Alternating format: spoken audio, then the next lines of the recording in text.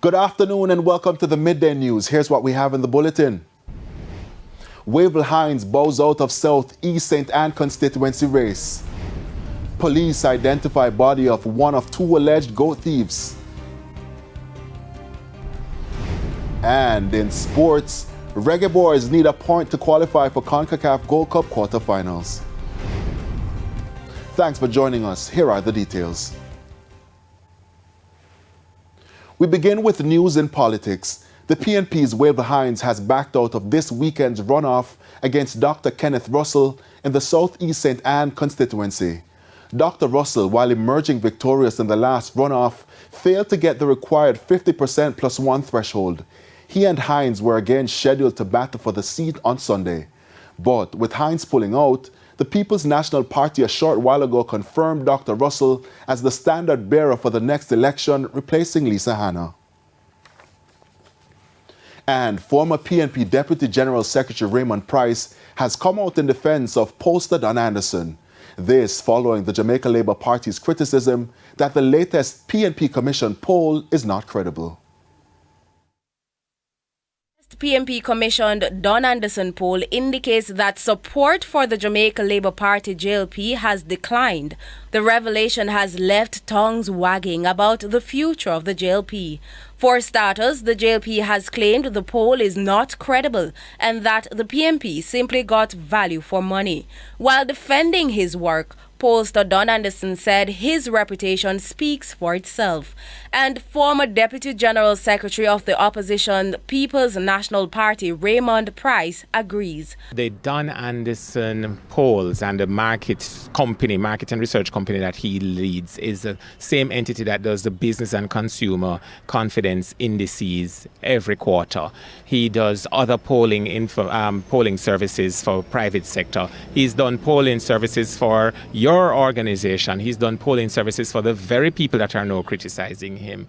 And the methodology and the fact that we all go back to him is proof on record of the integrity of the pollster and his organization.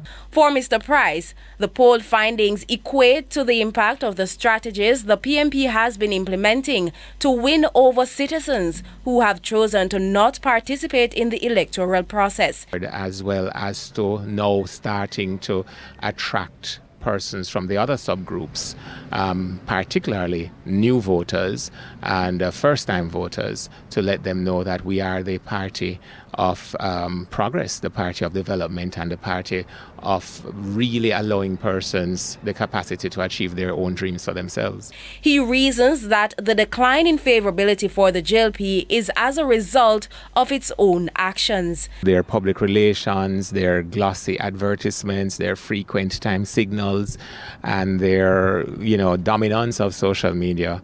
What that has done is really helped to highlight to the country that this promise of prosperity is actually not being delivered. So that has resulted in a decline of their own popularity. People are suffering from, well, I can't say buyer's remorse, but they are certainly suffering from voters' remorse. The JLP had argued that the poll only captured a moment in time and therefore does not express the true reality. Polls classically are described as a snapshot in time. So what we have to do is accept what that picture shows us. It's like doing a selfie and looking on the selfie and complaining that you don't like what you see in the selfie. The selfie is the selfie because it's you that's in it. The polls are valid for the information they provide. It is for those who interpret polls to understand what the information is and to utilize that information in a strategic way to take you closer to your goals and objectives. Sandy Williams, TVJ News. The St. Catherine North Police have identified one of three men shot Tuesday night in St. Catherine. Two of the bodies were found inside a vehicle. Carrie Ann Simpson has the details. 45-year-old Orain Thomas of Bottom Bay Old Harbor is one of two men whose lifeless body was found in a car. It's reported that residents observed a parked vehicle along the roadway. After several hours, they became suspicious and alerted the police. In addition to the two bodies, two goats were also found in the back of the vehicle. It's understood that a third man, believed to be linked to the incident, turned up at the Spanish Town Hospital with gunshot wounds. The police are investigating reports suggesting that the men were known goat thieves. It's believed they were shot elsewhere and their bodies dumped in the area. Carrie Simpson for TVJ News. Family and friends of a missing 22-year-old woman staged a protest in Papine St. Andrew in hopes in getting some information on her whereabouts. Shantai Samuels, otherwise called Ali, has been missing for almost 2 months. She was last seen on May 5 at home in Kintyre. Her mother, Jerdine Dixon, is devastated. She explains that her daughter would never leave home without speaking to her family. The missing woman also has a 3-year-old daughter. The St. Andrew Central Police Division is leading the investigation. Several searches have been conducted. The latest happened at a dump site in Constitution Hill in rural St. Andrew, the other at a land lease close by. So we just need some help. We need persons who have little information, just speak up. Police, them can call 311. They don't have to identify yourself, just give the information where you know. Speak the truth. I could find her. Whether she hot or she cold, I honestly don't know. Because I hear bad things I hear. Because the search that we went on this morning is not that we went to find her in a house. We went among the dumpster. My daughter not even walk barefoot. She not keep herself dirty. I feel look for her in a dumpster, in a garbage, in a rubbish. No funny, no fear. No fear. We just need some justice. We just need some help in finding her. And it's time now for a break. Stay with us. More stories when we return. Welcome back to Midday News, and thanks for staying with us. Rohan Wilson has been elected the new president of the Jamaica Rifle Association, JRA. He was elected during Wednesday's annual general meeting held at the JRA's head office. Andrew Yap was elected first vice president and former mayor of Portmore, Keith Hinds, second vice president. All were elected unopposed.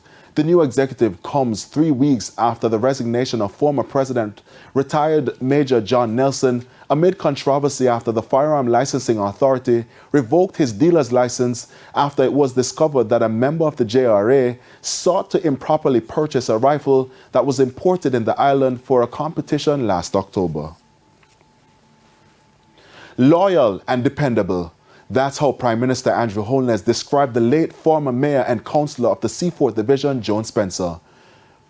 He described her during her Thanksgiving ceremony yesterday.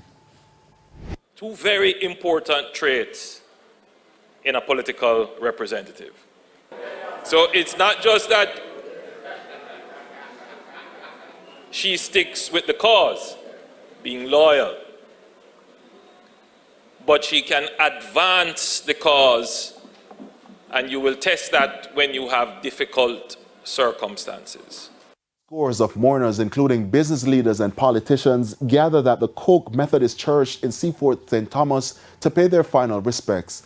Ms. Spencer had been councillor since 1998. She served as mayor of Morant Bay between 2003 and 2007. Councillor Spencer died at home on June 6 following a brief illness. And we go now to a look at the top regional and international stories. Here's Carrie Simpson. In the region, former Premier of the Cayman Islands, Makiva Bush, appeared in court yesterday after being charged with rape and indecent assault stemming from an allegation incident in 2000. The Royal Cayman Islands Police Service says Mr. Bush, who is 68 years old, appeared via Zoom after attending the Cayman Islands Detention Center. Mr. Bush pleaded not guilty to the charges.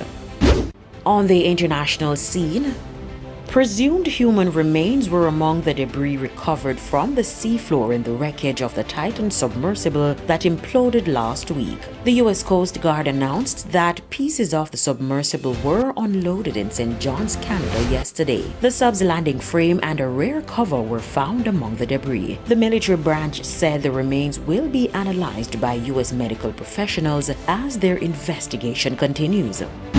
And the Besons Primary School in Val d'Oise, France was burned down last night following a spate of violent protests across the nation. The demonstrations erupted after a 17-year-old was shot dead by law enforcement at a traffic stop on Tuesday. Thousands of police officers were dispatched across France last night to control the crowds as cars were overturned and set on fire. Some government institutions were also vandalized. French government spokesperson Olivier Véran has condemned the overnight attacks. And those are the top regional and international stories. I'm Carrie Simpson. And we head now to a quick break. When we return, we'll have your sports and the business minute.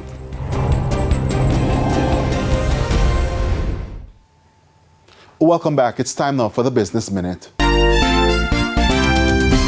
Telroy Morgan has been appointed new general manager of the government-owned oil refinery Petrojam. The appointment will take effect August 1. Mr. Morgan replaces Winston Watson, who is retiring. Morgan currently serves as the manager in charge of strategic planning and business support at Petrojam. Trinidad and Tobago-based armored and cash movement firm Amalgamated Security Services Limited is coming to Jamaica. The company is partnering with financial security solution firm Edge to come to the local market. Amalgamated Executive Chairman Dr. Michael Abode, who is also the newly appointed chairman of Edge, says the company always looked at Jamaica as a market rife with opportunities. The company is set to compete with firms like Beryllium, which have faced challenges in the last few months due to attacks on their trucks transporting cash. And that's the Business Minute. I'm Raquel Porto. Thank you, Raquel. And it's now time for your midday sports. Karen is here. Karen?